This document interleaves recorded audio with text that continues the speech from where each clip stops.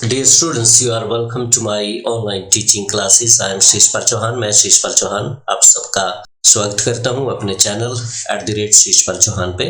और सीबीएसई 12वीं क्लास के लिए ये आर्टिकल राइटिंग में लेके आया हूं। आर्टिकल राइटिंग ये आपको 140 वर्ड्स के आसपास कंप्लीट करना होता है। Education of girls important article है और कुछ एक आर्टिकल्स आप सबको दिमाग में रखने चाहिए, लर्न कर लेने चाहिए उनमें क्या मैटर आपको देना है, ताकि आप बिना समय वेस्ट किए उनको फटाफट लिख दो। अगर पहले से ही आर्टिकल सोचा होता है तो बढ़िया लिखा जाता है।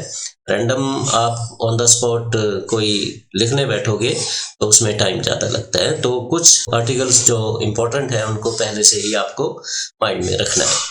एजुकेशन फॉर गर्ल्स बहुत इंपॉर्टेंट टॉपिक है, तो इसमें पहले एक दो लाइन में बैकग्राउंड बनानी है, फिर अपने टॉपिक पे आ जाना और 140 वर्ड्स में आपको कंक्लूड करना होता है। 120 to 140 words.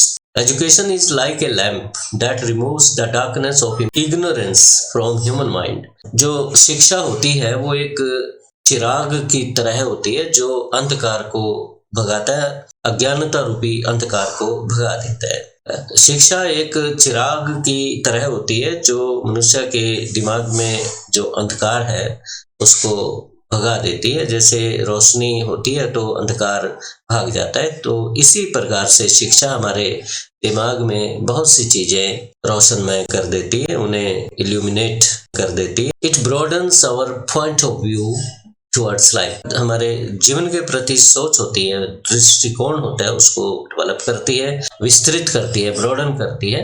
Unfortunately some parents do not allow their daughters to get higher education. बदकिस्मती से हमारे देश में बहुत से पेरेंट्स आज भी ऐसे हैं जो लड़कियों को, अपनी बेटियों को पढ़ाई के अधिक अवसर प्रदान नहीं करते, उन्हें हायर एजुकेशन के लिए बाहर जाने की अनुमति नहीं देते। They think that there is no use of spending money on daughters as they will be married off. वो मानते हैं कि लड़कियों पे अधिक धन खर्च करने का कोई लाभ नहीं है, क्योंकि आखिरकार उन्हें उनकी शादी कर देनी होती है। Such parents do not know about the benefits of educating a girl.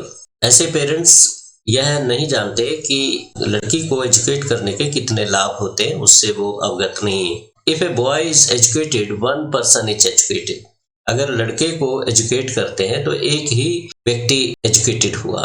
If a girl is educated, अगर एक लड़की को एजुकेट किया जाता है, the whole family is educated, तो पूरा परिवार एजुकेटेड हो जाता है। After marriage she will educate her family, और शादी के बाद वो अपने परिवार को एजुकेट करेगी। The traditional thinking of parents is giving way to a new one. धीरे धीरे जो रूढ़िवादिता थी सोच में लोगों की, वो गायब होती जा रही है और एक नई सोच हमारे देश में जन्म ले रही है। The result is that girls are outshining boys almost in every field of life. जीवन के प्रत्येक क्षेत्र में लड़कियां लड़कों को पीछे छोड़ रही हैं। Think of any field of life. जीवन के किसी भी क्षेत्र के बारे में सोचिए। You will find Indian girls working shoulder to shoulder with boys. आप उस क्षेत्र में लड़कियों को लड़कों के साथ काम करते देखोगे। They take part in sports. वो स्पोर्ट्स में हिस्सा लेती हैं और bring medals for the country, देश के लिए मेडल लाती हैं। They are being recruited in army for higher post. Army में ऊंचे पदों के लिए उन्हें रिक्रूट किया जाता है। They may become CEOs of a company, किसी भी कंपनी की वो सीईओज बन सकती हैं, बड़े पद पे पहुंच सकती है। They may attain any high position in our country. Thus, the education of girls is very necessary for the development of our country. So in this way this article is over. I hope that you will learn it and make its points useful for you. I'll come with another article. Till then, have a nice day and do not forget to subscribe to my channel. Thank you very much.